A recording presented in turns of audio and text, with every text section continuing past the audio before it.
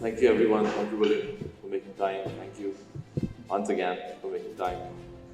Thank you so many friends for believing in us, our partners.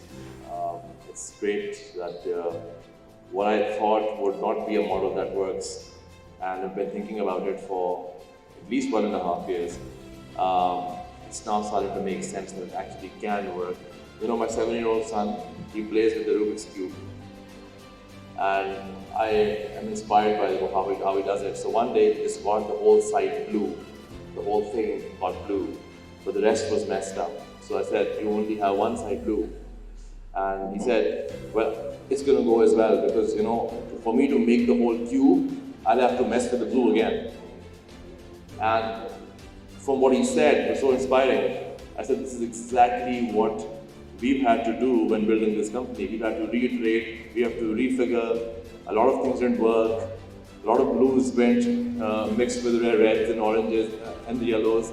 And then ultimately now I think the Rubik's Cube of DirAction is starting to take the right shape. I think we've seen all of these models where some companies train people within, some companies are going to companies like us to seek help in training their staff or maybe hiring people. We can develop a hybrid model that can work, and a lot of us can work together in multiple ways. But I must tell you quickly in 2 minutes why we've been doing what we've been doing. So if you notice, and if you can put that up, we are basically, you know, because I by default, by design, I'm a teacher. I've been teaching for 12 years. I have done trainings and workshops with founders. So my area has been capacity building all this time. What I wanted to do ultimately was to put together an organization that does the same. So first we aimed at just one vertical, and that was freelancers.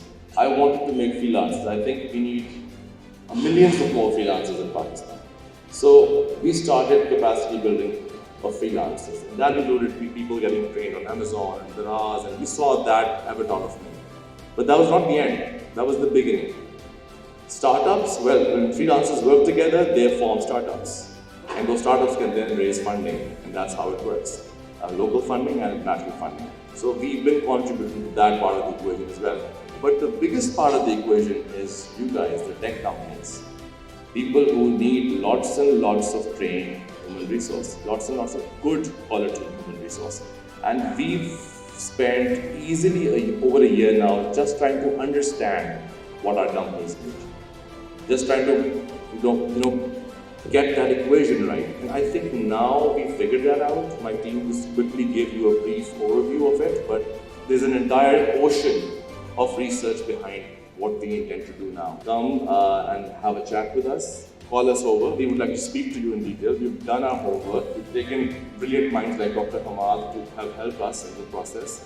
I mean, I've worked with almost everyone I could find. So today, I think we can see clearly that if we work together, we can actually make the tech industry of Pakistan one of the most strongest industries in the region. And that should be our goal. That should be our goal. Let's try and make that happen. Thank you very, very much. Thank you once again.